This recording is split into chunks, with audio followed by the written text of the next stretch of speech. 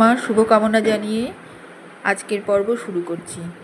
আজ আমি সকালে জলখাবারে লুচি দিয়ে পালং লুচি আর তার সাথে লুচি দিয়ে একটা ভেজিটেবল তরকারি নিয়ে এসেছি, একটু ঝোল ঝোল টাইপের, খুবই পুষ্টিকর আর তেমনি মুখরোচক,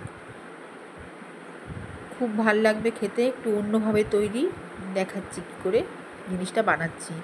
আমি এখানে কুমড়ো, আলু, বেগুন, কাঁচা লঙ্কা, জুলিয়ান করে কাটা আলু, জুলিয়ান করে কাটা আদা, লবণ, হলুদ, ঝালের গুঁড়ো সব দিয়ে, কাঁচা লঙ্কা একটা, সব দিয়ে আগে কুমড়োগুলোকে ভালো করে ভেজে নেব। ভেজে মানে সুসিদ্ধ করে ভেজে নেব। তারপরে এই ভাজা সবজিগুলো আমি পেস্ট করে নেব। এই পেস্টটা আমি ঝোলে ব্যবহার করব। কাজেই দেখতে থাকুন কী করে করছি। এই পেস্টটা অত্যন্ত সুস্বাদু, আর আমি যে ঝোলটা বানাবো সেটা কাঁচা সবজির ঝোল, তাতে খুব ভাল লাগবে। এখানে আমি একটু চিনি দিয়ে দিলাম এই ভাজাটার মধ্যে, যেই ভাজাটার মধ্যে কুমড়ো, বেগুন, আলু, কাঁচা লঙ্কা, গোটা জিরে, চিনি আছে। এইভাবে আমি সবজিটাকে ঢাকা দিয়ে একটু সেদ্ধ করে নিচ্ছি, দিয়ে তুলে নেব। এবারে জিরে, আদা, কাঁচা লঙ্কা আমি বেটে নিয়েছি শিলপাটাতে। বেটে নিয়ে এই বাটা মশলাটা আমি এই যে সবজি তুলে নেওয়ার পর যে টেস্টি তেলটা, যার মধ্যে ছিল মিষ্টি, তারপরে চিনি, মিষ্টি, ঝাল, লবণ, সব দিয়ে যে সবজিগুলো ভেজেছি, সেই তেলটার মধ্যে এই বাটা মশলাটা দিয়ে আমি কষে নিচ্ছি। তাও এর মধ্যে আমি চিনি দিচ্ছি, নুন দিচ্ছি, এই মশলাটার মধ্যে ঝালের গুঁড়ো দিচ্ছি, হলুদ দিচ্ছি, সব দিয়ে মশলাটাকে আমি কষিয়ে নিচ্ছি।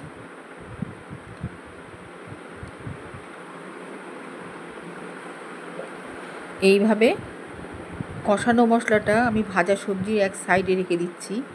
ভাজা সবজিটাই শুধু আমি বাটবো, কিন্তু এই যে কষানো মশলাটা এক সাইডেই থাকবে। আর কিছুটা আমি এই প্যানের মধ্যেই রেখে দিচ্ছি, দিয়ে আমি জল দিয়ে জলটা ফুটাতে থাকবো।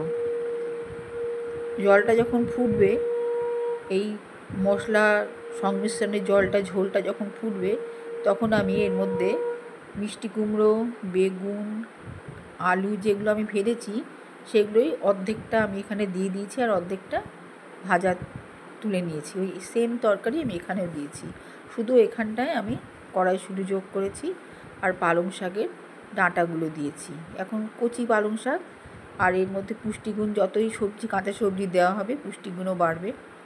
এইভাবে দিয়ে আমি মশলা ঝোলটাতে এই কাঁচা সবজিগুলো দিয়ে আমি সেদ্ধ করে নেব। তার মধ্যে পালং পাতাও দিয়েছি। পালং পাতার মাঝখানে যে শীষটা থাকে, মানে শিরাটা, ওই শিরটা আমি ছাড়িয়ে নিয়েছি। এইভাবেই সব কিছু দিয়ে মশলা জলে এটা সবজিগুলোকে সেদ্ধ করে নিচ্ছি। বেশ গলা গলা যখন ভাব হবে, তখন আমি এই ভাজা সবজির পেস্ট আর কষানো মশলা আর ভাজা সবজির পেস্ট দিয়ে ঝোলটাকে শুধু ঘনই না, আরও টেস্টি করে তুলব। লুচির সাথে আমরা বিভিন্নভাবে সব কিছু খেয়ে থাকি, নানা রকম ডাল খেয়ে থাকি, আলুর দম, আলুর চচ্চড়ি। এটা একটু অন্যরকম। এখানে মাখন দিলাম, আর ফ্লেভারের জন্য আমি ধনে পাতা দিয়েছি, দিয়ে এটা আলাদাভাবে রেখে দিচ্ছি এক সাইডে। আবার এবার যেটা আমি বানাবো সেটা হচ্ছে পালং লুচি বা পালং পুরি। এর মধ্যে ময়দা নিয়েছি, আটা দিলাম,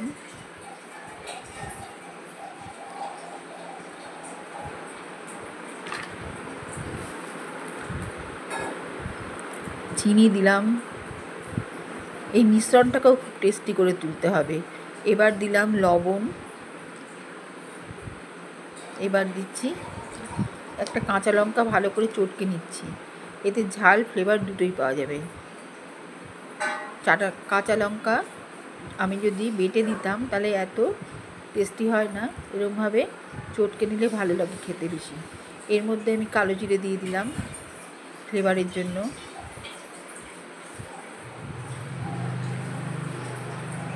এইভাবে পুরো আটা ময়দার মিশ্রণটাকে আমি মিশিয়ে নিচ্ছি।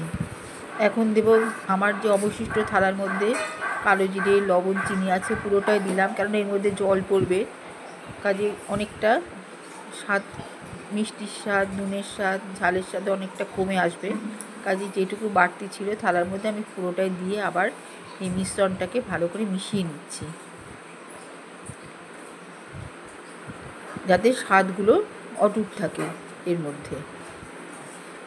এবারে আমি এর মধ্যে একটু সুজি দেব, খুব কম, এই সামান্য পরিমাণে সুজি দিলাম।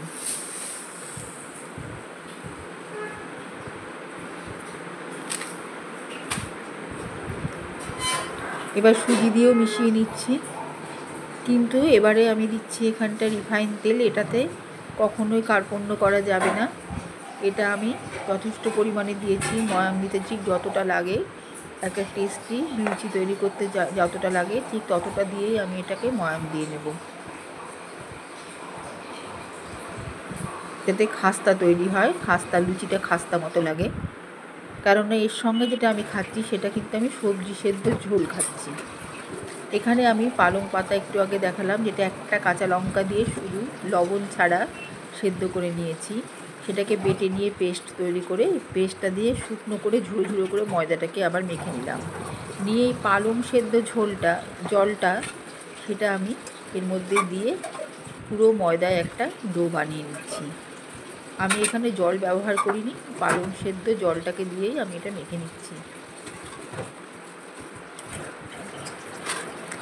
আমি যে পরে নুন, চিনি এক্সট্রা যেটা দিয়েছি, এবার পালং সেদ্ধ বাটা আর এটা এবার গোটা জিরে দিলাম, গোটা জিরে দিয়ে মেখে নিচ্ছি।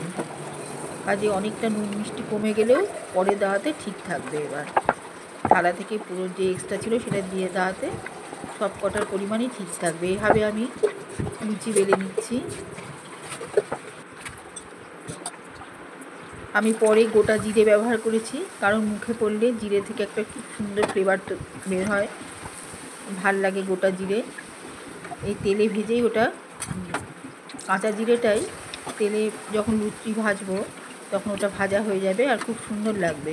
কালো জিরে দেওয়ার সত্ত্বেও আমি এটা দিয়েছি, যাতে লুচিটা খুব ভাল লাগে খেতে। এইভাবেই আজকে সকালের একটা জলযোগ তৈরি করেছি। আর এর সাথে আমি একটু ধনেপাতা বাটা রেখেছিলাম, একটা কাঁচা লঙ্কা আর নুন দিয়ে ধনেপাতাটা বেটে একটু সর্ষের তেল আর সামান্য একটু চিনি ছিটে দিয়ে নিলাম, কারণ এটা নিরামিষ, বেশ একটা সুন্দর ভাব, মানে স্বাদ আসবে এতে। তাতে এবার সব কিছু দিয়ে উপভোগ করা গেল আজকের জলখাবার।